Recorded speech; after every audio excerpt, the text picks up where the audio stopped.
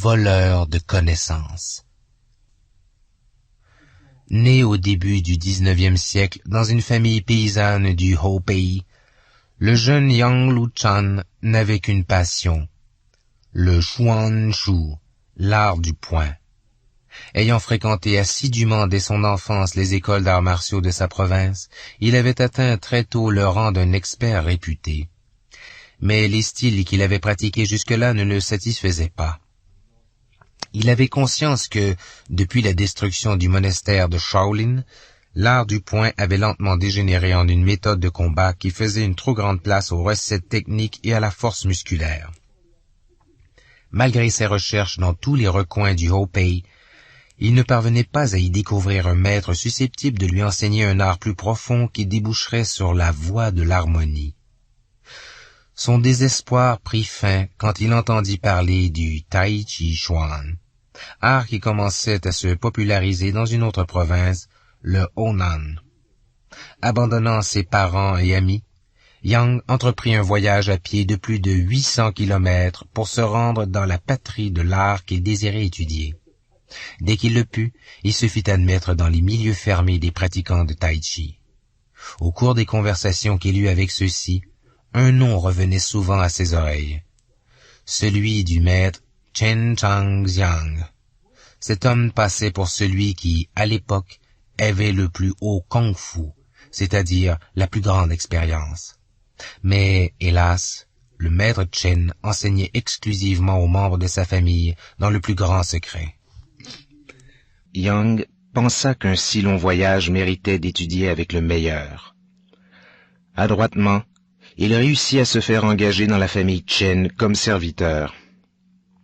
Chaque jour, il se débrouillait pour épier en cachette l'entraînement familial sous la conduite du patriarche. Soigneusement dissimulé, il observait attentivement les mouvements, il buvait les paroles et conseils du maître. Pendant une partie de la nuit, quand tout le monde dormait, il s'exerçait à refaire ce qu'il avait vu dans la journée et à polir inlassablement les enchaînements qu'il avait appris les jours précédents. Son espionnage se poursuivit plusieurs mois sans éveiller de soupçons, jusqu'au jour où il fut pris en flagrant délit. Aussitôt conduit devant le maître Chen, il s'attendait au pire.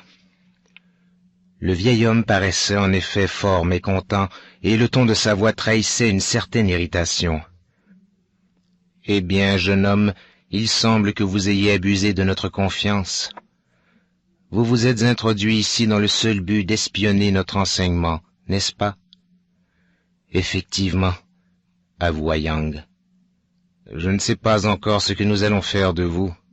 En attendant, je serais curieux de voir ce que vous avez pu apprendre dans de telles conditions. Pouvez-vous me faire une démonstration ?» Yang exécuta alors un enchaînement avec une concentration et une fluidité telles que le vieux Chen fut profondément bouleversé de voir un reflet si fidèle de son art. Il se garda bien de manifester son émotion et resta silencieux un long moment avant de déclarer « Ce serait idiot de vous laisser partir avec le peu que vous connaissez. Vous risqueriez de ternir la réputation de notre famille en montrant notre art de façon incomplète.